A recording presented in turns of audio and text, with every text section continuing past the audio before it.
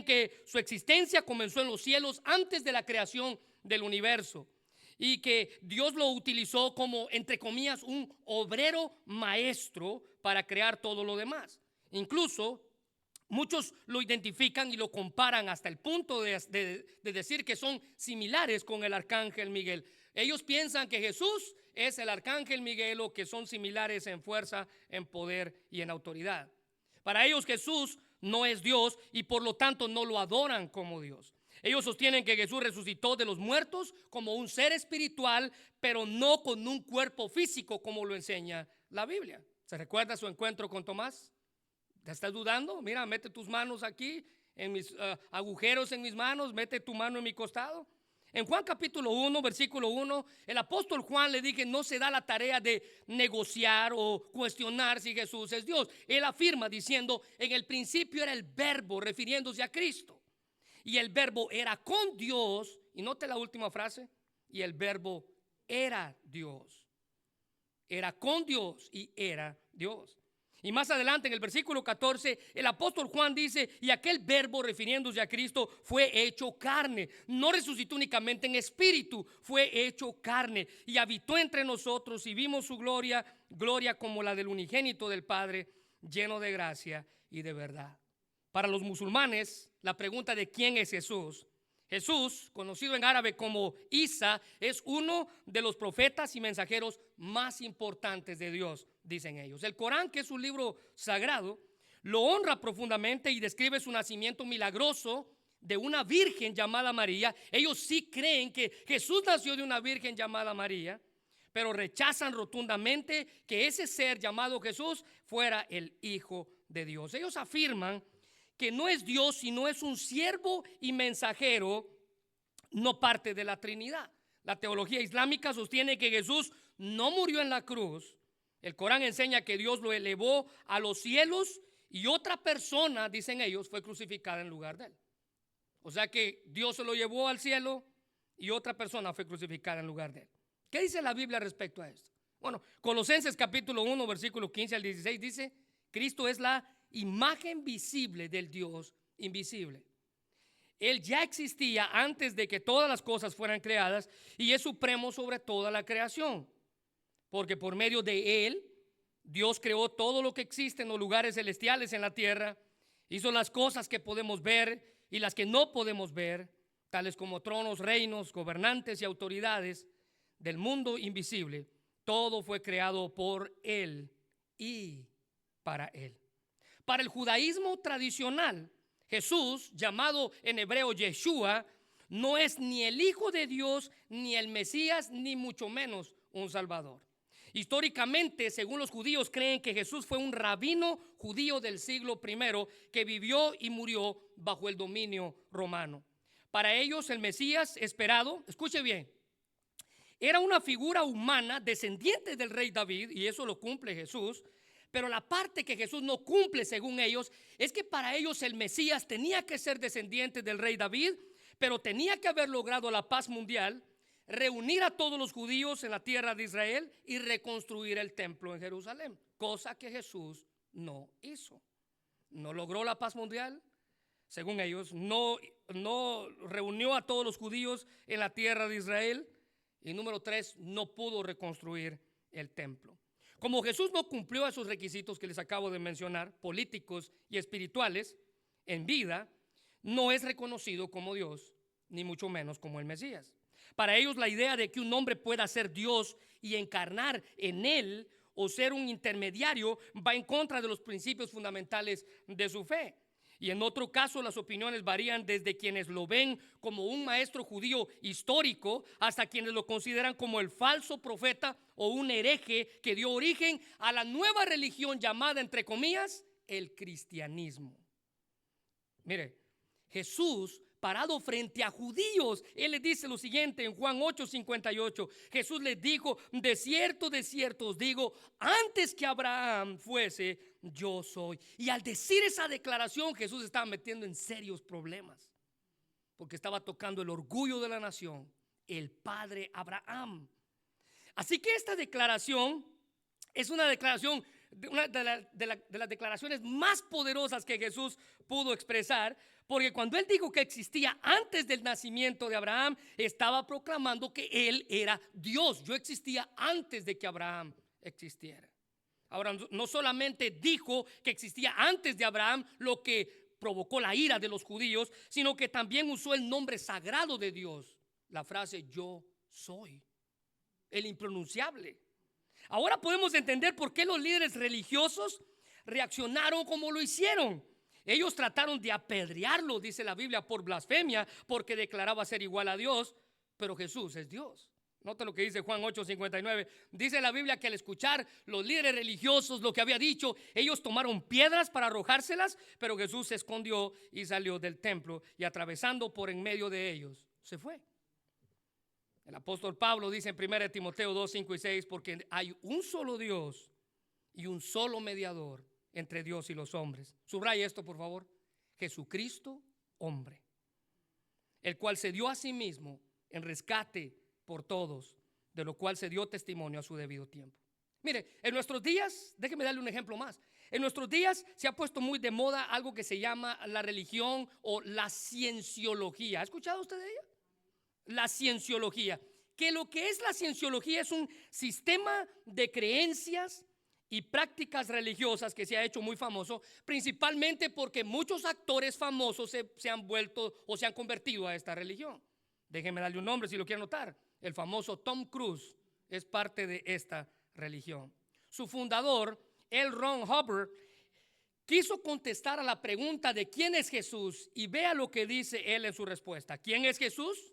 Dice él, Jesús nunca existió como persona, sino que la historia de Cristo y la crucifixión son una leyenda ficticia. Note que estoy leyendo literal, sus propias palabras. Él lo describe como un, entre comillas, implante mental electrónico llamado R6 o R6. Y escuche bien, ¿de dónde sacó esta idea este hombre? Que una civilización extraterrestre, usted puede darse cuenta por dónde va el asunto, implantó en la memoria colectiva de las almas humanas hace miles de años para controlarlas. Fin de la cita. El hecho de que usted crea en Jesús, dice él, fue que un extraterrestre le implantó en su mente que Jesús vivió y que caminó por la tierra y que murió en una cruz. La respuesta quiero dársela del gran escritor, uno de los cristianos más grandes de la historia, llamado C.S. Lewis. En su libro Mero Cristianismo, él dice lo siguiente: estoy tratando aquí de evitar, en el libro, dice Lewis, que alguien diga la tontería que la gente suele decir sobre él, sobre Jesucristo. ¿Y cuál es esa tontería? Dice la gente, estoy dispuesto a aceptar a Jesús como un gran maestro moral, pero no acepto la afirmación de que Jesús era Dios. Y déjenme citar nuevamente a Luis. Eso es lo único que no debemos decir. Un hombre que fuera simplemente un hombre y dijera el tipo de cosas que Jesús dijo, no sería un gran maestro moral. O sería un lunático o sería el diablo del infierno. O él era y es, dice Luis, el Hijo de Dios, o era un loco o algo peor. Puedes callarlo por tonto, puedes escupirle y matarlo como a un demonio, o puedes caer a sus pies y llamarlo mi Señor y mi Dios. Pero no inventemos ninguna tontería condescendiente sobre que fue un gran maestro. Fin de la cita. El apóstol Pablo dice en Tito capítulo 2 versículo 3, mientras anhelamos con esperanza ese día maravilloso en que se revele la gloria de nuestro, subraya esto, gran Dios y Salvador Jesucristo. Luis dice, no hay tal cosa como decir Jesús simplemente fue un gran maestro. Él dice, usted no puede decir yo creo en Jesús como un gran maestro y dejar a un lado de que él fuera Dios.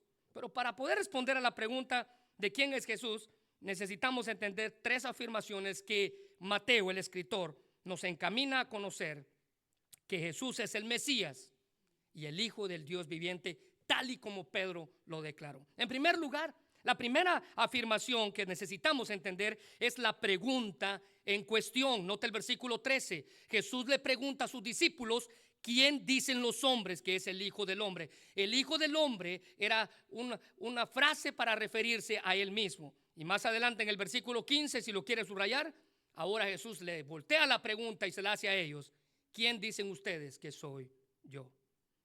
Ahora, mire, este fue un momento decisivo en el ministerio de enseñanza por parte de Jesús. Déjeme darle un poco del contexto en la historia en la que se encuentra este pasaje.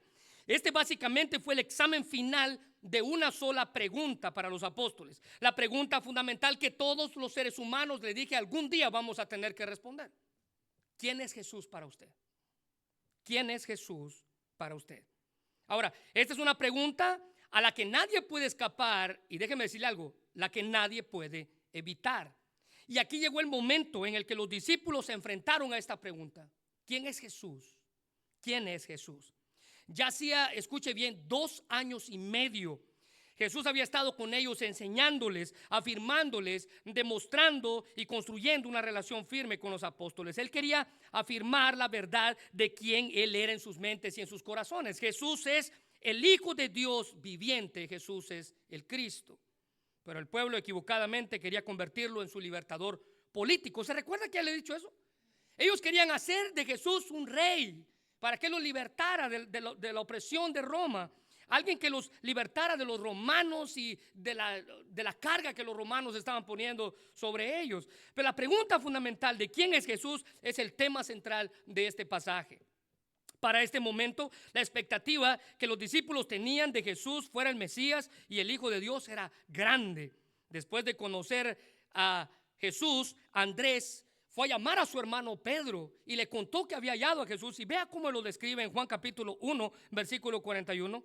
Este halló primero a su hermano Simón, está hablando de Andrés, que encontró a su hermano Simón Pedro, y le dijo: hemos hallado al, subraya esto, Mesías, que traducido es Cristo. Ambas palabras significan ungido o el enviado, el esperado. Mesías en hebreo, Cristo en griego. Ambas palabras significan lo mismo. Mesías significa el ungido y el enviado. El Cristo significa ungido y enviado. Pero en Juan capítulo 1, 49, también Natanael, respondiéndole a Jesús a su llamado, cuando Jesús lo llamó para ser discípulo, le dice: Rabí, tú eres el Hijo de Dios, tú eres el Rey de Israel. ¿Se da cuenta que las expectativas entre los apóstoles estaban grandes de que Jesús realmente era el Hijo de Dios, el Mesías? Y en Juan capítulo 1, versículo 34, cuando nos habla de Juan, dice: yo le vi y he dado testimonio, dice Juan el Bautista, de que este es el Hijo de Dios. Entonces, en primer lugar, Jesús preguntó qué pensaba la gente de él. Noten ellos sus bosquejos. Jesús preguntó qué pensaba la gente de él. Jesús no hizo esta pregunta porque no sabía quién era él mismo o porque le preocupara la opinión que los demás tenían acerca de él. Él hizo esta pregunta como introducción para una pregunta más importante que iba a venir después. Cesarea de Filipo, si usted puede ver el versículo 3, Cesarea de Filipo era un área asociada con los ídolos y con las rivalidades de las deidades en aquella época. El comentarista William Barclay afirma que el área fue dispersa con templos de adoración al antiguo Baal sirio. Muy cerca de Cesarea de Filipo, ahí se levantó una gran colina en la cual había una profunda cueva, y se decía que en esa caverna o en esa cueva era el lugar de nacimiento del gran dios Pan, así como lo escribe así como lo escucha, P-A-N, Pan, el dios de la naturaleza. Cesarea de Filipo había un gran templo de mármol blanco construido a la divinidad del César, porque adoraban al rey como un dios. Es como si Jesús, dice él, cuando se encuentra en esta situación, en este lugar histórico, deliberadamente, dice Barclay, se posicionó en contra del trasfondo de las religiones del mundo en toda su historia y esplendor, y demandaba a él ser comparado a ellos y tener el veredicto a su favor.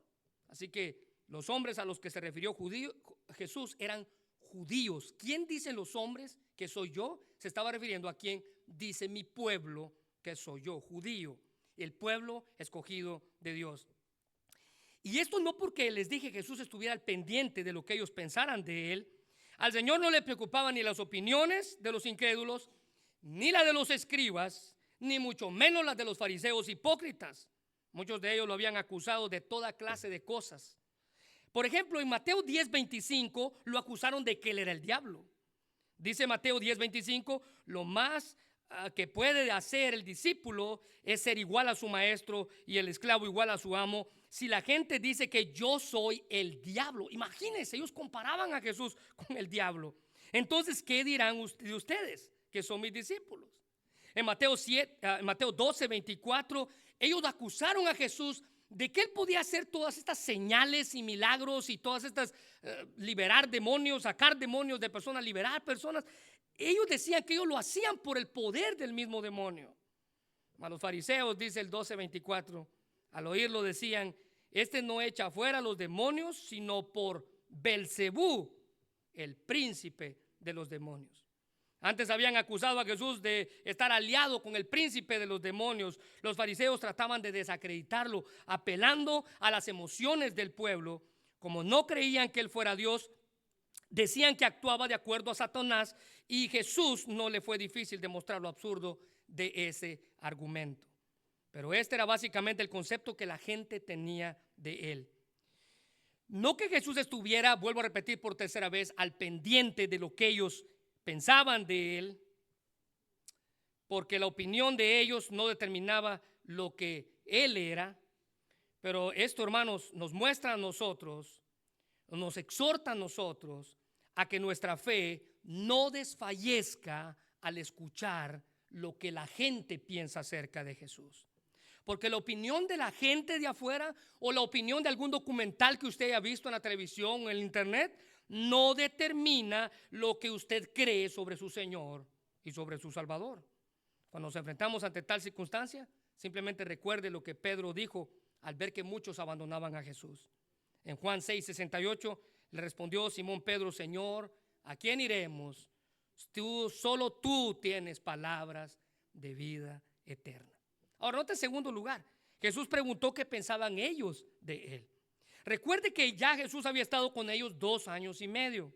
Ellos lo habían escuchado y habían sido testigos oculares de sus milagros. Estaba bien para los discípulos saber lo que otros pensaban de Jesús, pero Jesús les tenía que preguntar como individuos lo que ellos creían acerca de él. Mire, si se nos hiciera la misma pregunta a nosotros, ¿cuál sería su respuesta? ¿Quién es Jesús para usted? ¿Qué usted respondería? Para los hebreos, hermanos, el nombre de Dios era tan sagrado que no lo pronunciaban. Entonces ellos le dieron nombres o le dieron adjetivos calificativos a Dios que lo describían. ¿Quién era Dios para ellos? ¿Quién era Dios para ellos? ¿Quién es Jesús para usted? Déjeme darle un ejemplo. Por ejemplo, en Génesis capítulo 22, cuando Dios llama a Abraham para que sacrifique a su hijo y lo lleva hasta el altar, y luego Dios detiene a Abraham de que sacrifique al muchacho, dice la Biblia que inmediatamente apareció un carnero a un lado de él para sustituir al muchacho en el sacrificio que Abraham ya había preparado. Entonces dice la Biblia que ese lugar fue llamado Jehová Jireh, el Señor proveerá. Ese fue el adjetivo que le dieron. Entonces los judíos llamaban a Dios Jehová Jireh, Dios proveerá, nuestro proveedor. Déjenme darle otro ejemplo. En Éxodo 15:26, el pueblo iba a través del desierto y dice la Biblia que habían caminado tanto que estaban necesitados de agua y no encontraban agua por ningún lugar. Llegaron a un lugar que se llamaba Mara, y les recuerdo que el nombre Mara o la palabra Mara significa amargura. Entonces las aguas, había mucha agua, pero el agua estaba amarga, no se podía beber.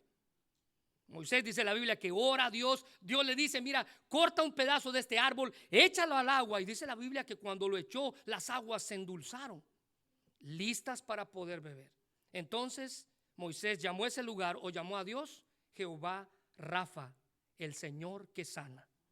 La Biblia dice en Éxodo 15:26, y dijo, si oyereis atentamente la voz de Jehová tu Dios, e hiciereis lo recto delante de sus ojos, y diereis oídos a sus mandamientos, y guardareis sus estatutos, subraya esto por favor, ninguna enfermedad de la que envié a los egipcios te enviaré a ti, porque yo soy Jehová, tu sanador, Jehová Rafa.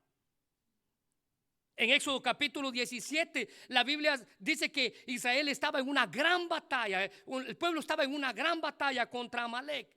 Y Moisés tenía que tener sus manos levantadas, pero las manos de Moisés se cansaban. Y cada vez que las manos bajaban, Amalek prevalecía contra Israel. Pero cada vez que las manos subían, Israel prevalecía contra Amalek. Y así fue como Dios le dio la victoria al pueblo. Y en ese momento dice la Biblia que Moisés llamó a Dios en ese lugar Jehová Nisi. El Señor es mi estandarte, el Señor es mi bandera. Básicamente Jehová Nisi significa el Señor es quien pelea por nosotros. En Éxodo 17:15 dice: y Moisés edificó un altar y llamó su nombre Jehová Nisi. Cuando Gedeón fue llamado por Dios para ir y defender al pueblo en Jueces, dice la Biblia que Gedeón estaba temeroso, pero Dios quería darle seguridad a Gedeón, diciéndole: mira, no te preocupes, porque todo temor se va a acabar cuando tú confíes en mí, porque yo soy tu paz. Entonces dice la Biblia que Gedeón edificó un altar, Jueces 6:24, y lo llamó Jehová Shalom, el cual permanece hasta hoy en Ofra de los Abiezeritas. Jehová Shalom, Jehová o el Señor es mi paz. Y por último, el último ejemplo que quiero darles. David, al escribir el Salmo 23, dice: Jehová es mi pastor, describiendo el cuidado, la protección, el amor, el empeño que un pastor tenía en el cuidado de sus ovejas. David le llama Jehová Roi, el Señor es mi pastor. Ahora, esta pregunta de quién es Jesús, colocada delante de aquellos que escuchan de Jesús, que conocen de Jesús, usted y yo, al igual que los discípulos a los cuales Jesús se la estaba haciendo, esto nos apunta a nosotros de que somos nosotros y no Él, no Dios, no Jesús, quienes vamos a ser juzgados por nuestra respuesta a dicha pregunta. ¿Quién es Jesús para usted? Mire, de hecho, nosotros respondemos a esta pregunta todos los días. ¿Sabe cómo? Por la manera en la que usted vive, por la manera en la que usted hace las cosas, por la manera en la que usted habla. Usted responde a la pregunta de quién es Jesús todos los días.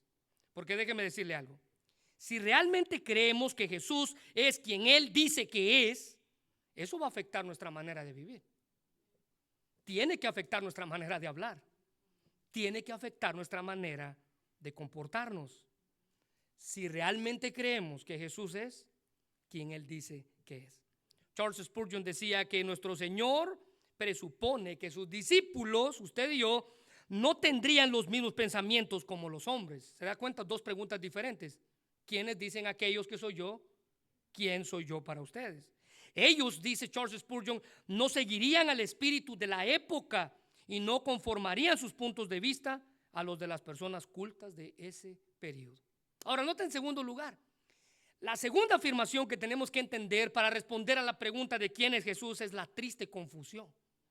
En el versículo 14 dice que los discípulos respondieron: mira, unos creen que eres Juan el Bautista, otros dicen que tú eres Elías, otros dicen que tú eres Jeremías o alguno de los profetas. La pregunta hecha por Jesús tenía el propósito de determinar hasta qué punto los discípulos estaban al tanto de la opinión pública en cuanto a la identidad del maestro. Jesús quería saber hasta qué punto los mismos discípulos habían captado su verdadera naturaleza. Muchos estaban confundidos en la época de Jesús con la persona de Jesucristo y tenían diferentes creencias. Por ejemplo, vea lo que dice el versículo y vea sus notas. Unos creían que Jesús era Juan el Bautista, principalmente porque había una estrecha relación entre ambos. Recuérdese que se considera que Juan el Bautista y Jesús eran primos. Había una estrecha relación entre ambos. Otra cosa del por qué se considera, o ellos decían que Jesús era Juan el Bautista, era por el papel importante que jugaron ambos en el comienzo del reino de Dios.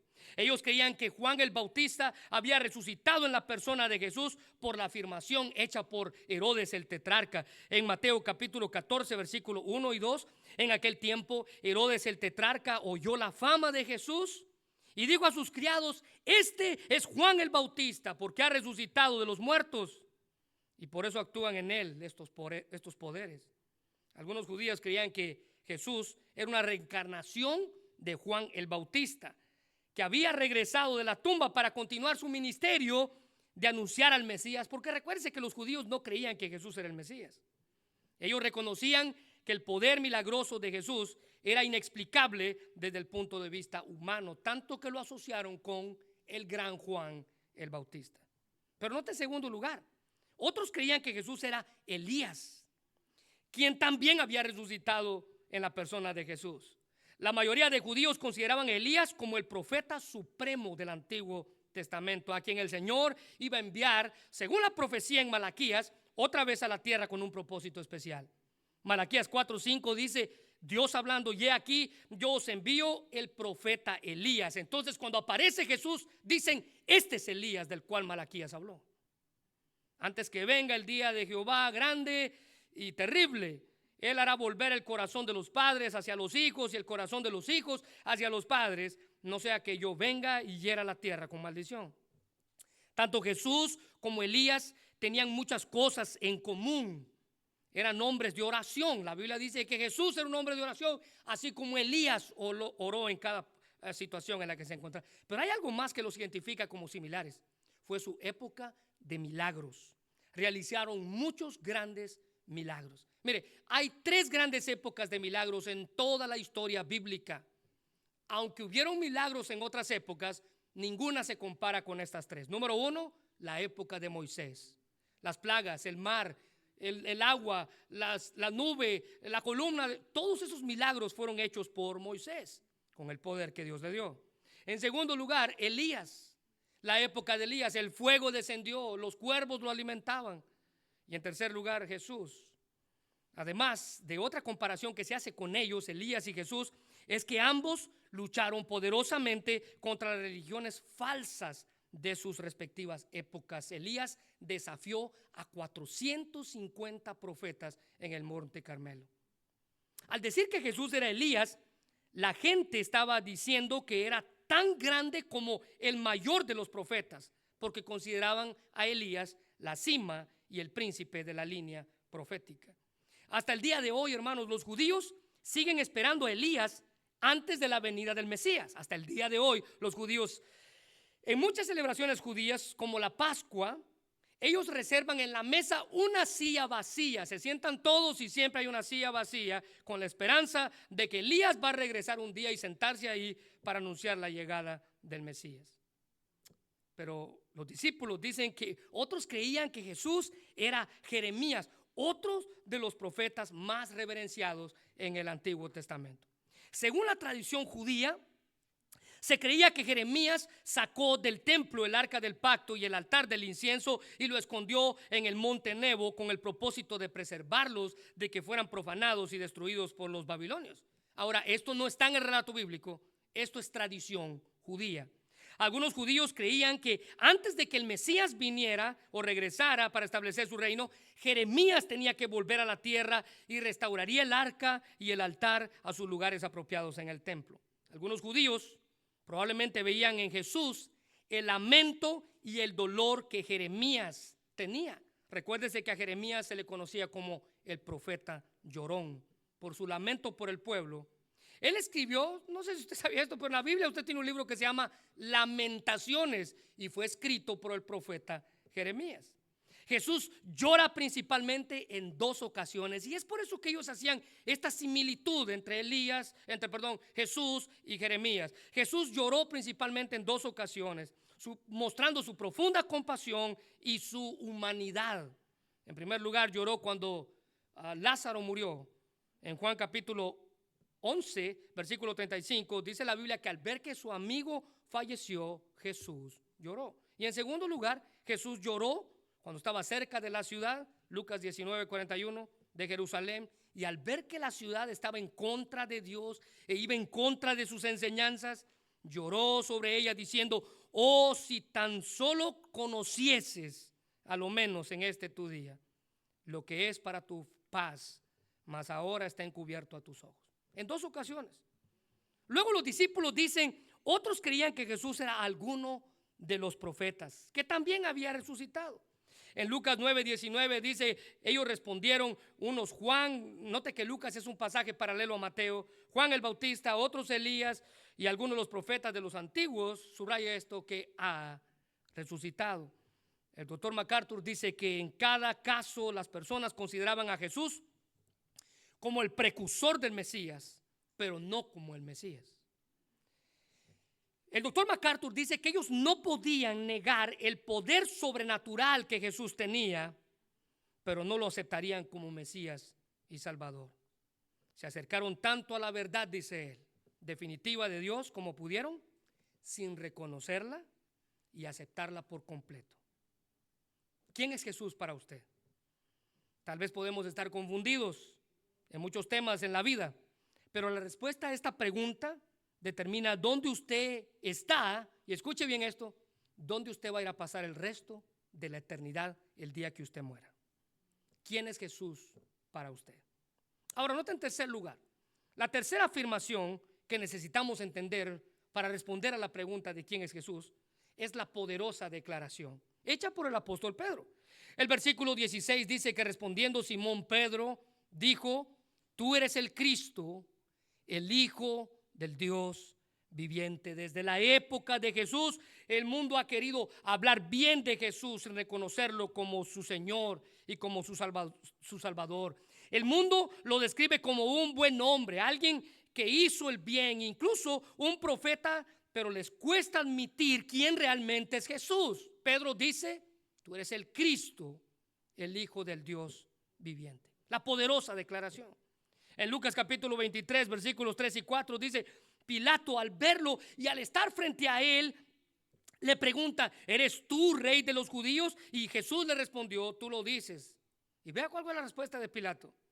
Él se volteó a los líderes, sacerdotes, todos los fariseos que estaban allí, y le dijo: ningún delito hallo en este hombre. Note que nunca lo reconoció como Dios, nunca lo reconoció como Cristo, nunca lo reconoció como su Salvador. Él simplemente dijo: es un hombre sin delito. Ahora vea, durante la historia han habido muchos grandes hombres que han dicho toda clase de cosas acerca de Jesús. Napoleón, el conquistador francés, afirmó: conozco a los hombres y Jesús no fue un simple hombre. Esta gente veía algo especial en él, pero nunca lo reconocieron como su Cristo, el Hijo del Dios viviente. Denis Diderot, el filósofo francés, se refirió a Jesús como el insuperable.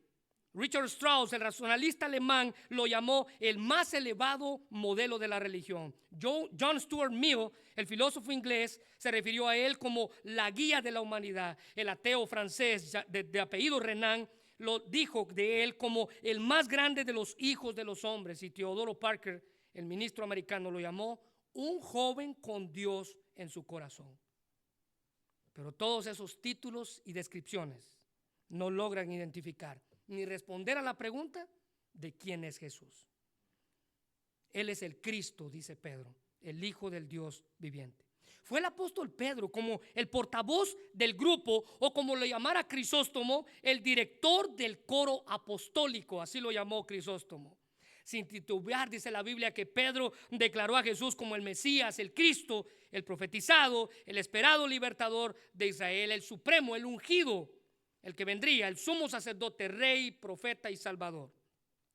Mientras que el pueblo pensaba que Jesús era uno que vendría antes del Mesías, Pedro afirmó lo contrario, diciendo: tú eres el Mesías, tú eres el Cristo, el Hijo del Dios viviente.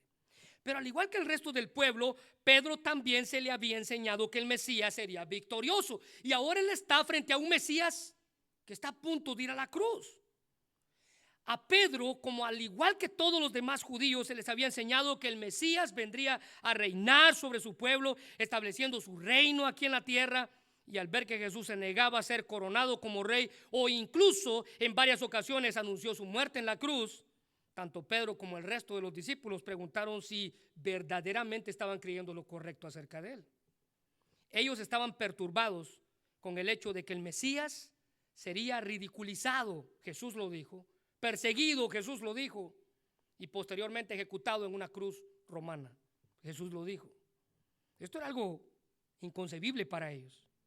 Entonces, cuando Jesús habló de su partida, diciendo: yo un día me voy a ir y voy a regresar, los discípulos mostraron su confusión. En Juan capítulo 14, versículos 4 al 5, Jesús les dice: y sabéis a dónde voy y sabéis el camino. Ya por 2 años y medio había estado con ellos enseñándoles el camino y a dónde él iba. Entonces le digo: Tomás, Señor, no sabemos a dónde vas. ¿Cómo pues podemos saber el camino? Algo muy parecido ocurrió con Juan el Bautista. Cuando él estaba en la cárcel y escuchaba lo que la gente decía acerca de Jesús, dice la Biblia que Juan anunció a Jesús como el Cordero de Dios que quita el pecado del mundo. Así fue como Juan el Bautista lo describió. Pero cuando él estaba en la cárcel, algo pasó en su corazón. En Mateo 11, 2, 3 dice que al oír Juan, este es Juan el Bautista, en la cárcel, los hechos de Cristo, envió a 2 de sus discípulos para preguntarle al mismo Jesús: ¿eres tú aquel quien había de venir? ¿O necesitamos esperar a algún otro? Los milagros de Jesús, hermanos, eran una evidencia clara de que Él era el Mesías, el Hijo del Dios viviente. Pero el hecho de que no usara esos poderes para derrotar a Roma era lo que ponía en duda al pueblo. A ver, si Jesús es tan poderoso para levantar a alguien de los muertos, ¿por qué no usa ese poder para liberarnos de los romanos? Eso es la confusión que ellos tenían. ¿Por qué no usa su poder para establecer su reino aquí en la tierra? Eso demostraba que la gente dudaba de la identidad de Jesús. La identidad de Jesús fue cuestionada, incluso por el mismo Juan el Bautista. ¿Eres tú el que estamos esperando o necesitamos esperar algún otro? Fíjese, lo interesante de esto que les acabo de decir ahorita es que Nicodemo no tuvo ese problema. Aquel fariseo, discípulo encubierto de Jesús, no tuvo ese problema. Cuando llegó ante Jesús, hizo una declaración que va en contra de lo que incluso los mismos discípulos creían de Jesús. Dice la Biblia que cuando Nicodemo llegó a Jesús de noche, en Juan 3:2, le dijo: Rabí, note esto, sabemos que has venido de Dios como maestro. Y aquí está la afirmación: porque nadie puede hacer estas señales que tú haces si no está Dios con él. Pero al igual que Juan el Bautista, los dos en muchas ocasiones fluctuaron entre tener fe y dudas. Pero a pesar de lo que pudieron enfrentar, tuvieron la oportunidad de proclamar con profunda convicción: tú eres el Cristo, el Hijo del Dios viviente. En Juan 6:69, cuando varios de sus discípulos dieron marcha atrás, dice la Biblia que los discípulos, los 12 apóstoles, dijeron: nosotros hemos creído y conocemos que tú eres el Cristo, el Hijo del Dios viviente. Note que esta afirmación se dio después de que muchos seguidores de Jesús lo abandonaron. Jesús, hermanos, preguntó a los 12 si también ellos se iban a ir, así como los demás se fueron. Pero a pesar de que existen muchas filosofías y autoridades proclamadas en el mundo, únicamente Jesús tiene las palabras de vida eterna que Pedro dijo. La gente busca la vida eterna por todas partes y no ven a Cristo, la única fuente de vida eterna. Permanezca en Jesús, sobre todo cuando esté confundido sobre lo que sienta o lo que piensa acerca de Jesús. La verdad respecto a la identidad y la condición de Jesús ahora estaba en la mente de los discípulos. Y esto va más allá de cualquier duda. Ellos iban a experimentar momentos de debilidad, eso no lo podemos negar. Incluso momentos de confusión, pero ya no iban a dudar en cuanto a quién era Jesús. ¿Quién es Jesús? Pedro y los apóstoles dicen: tú eres el Cristo, el Hijo del Dios viviente. Ahora vea, termino con esto. Fue Dios quien puso esa verdad en sus corazones. Lo curioso fue que les llevó 2 años y medio darse cuenta. 2 años y medio para hacer esa confesión. Pero en Juan 5:18 dice la Biblia: entonces los líderes judíos se esforzaron aún más por encontrar una forma de asesinar a Jesús, pues no solo violaba el día de descanso, sino además decía que era Dios, que Dios era su Padre, con lo cual se hacía igual a Dios. Pero Pedro no dudó en decir: tú eres el Cristo, el Hijo del Dios viviente. Termino con esto. ¿Quién es Jesús para usted? ¿Es su proveedor? ¿Es aquel que ha provisto en su vida? ¿Es su sanador? Es aquel que cuando usted ha estado en una calamidad de salud, Él es quien le ha dado lo que necesita. ¿Será que Él es el que pelea por usted? ¿Es Jesús su estandarte, su bandera? O por sobre todas las cosas, Jesús es su pastor, aquel que lo guía, aquel que lo cuida. ¿Quién es Jesús? Y la respuesta a esa pregunta va a determinar dónde usted va a pasar el resto de su eternidad, el día que usted muera. ¿Quién es Jesús para usted?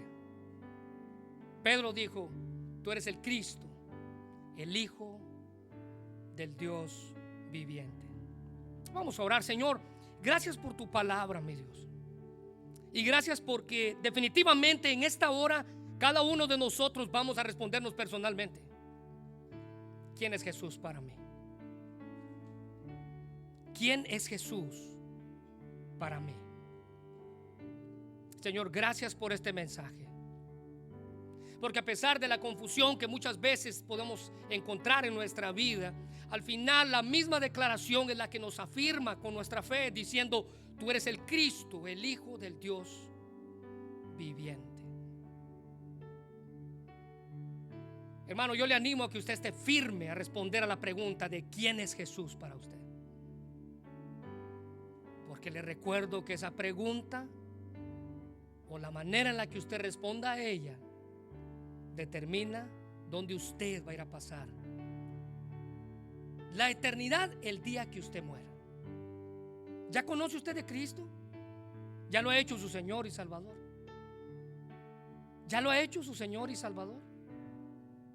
Tal vez usted de aquellos que se ha alejado por circunstancias de la vida. Este es el momento que Dios ha escogido para que usted se acerque a Él y responda a la pregunta de quién es Jesús para usted. Gracias, Señor, por tu palabra y gracias por lo bueno que eres. Quiero pedirte por cada uno de los que están aquí respondiendo a la pregunta de quién es Jesús.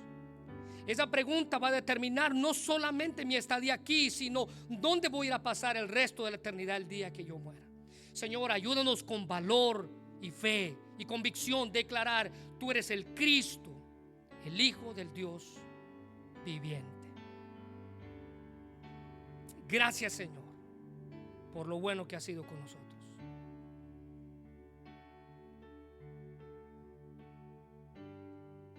Y porque podemos alabarte, Señor, y honrarte a ti como lo que eres, el único y sabio Dios. Gracias por Jesús, por su sacrificio en la cruz, porque Él haya venido a la tierra como Dios, descendió entre nosotros, habitó entre nosotros, dice Juan, y vimos su gloria como la de Dios. Gracias por Jesús y por su sacrificio en la cruz. Porque la Biblia dice que por amor, aún siendo nosotros pecadores, Cristo murió por nosotros. La muestra más grande del amor se dio en la cruz. Bendice este mensaje, Padre, y que esta semana podamos meditar en esa pregunta: ¿quién es Jesús? ¿Quién es Jesús? En el nombre de Jesús te lo pedimos. Amén.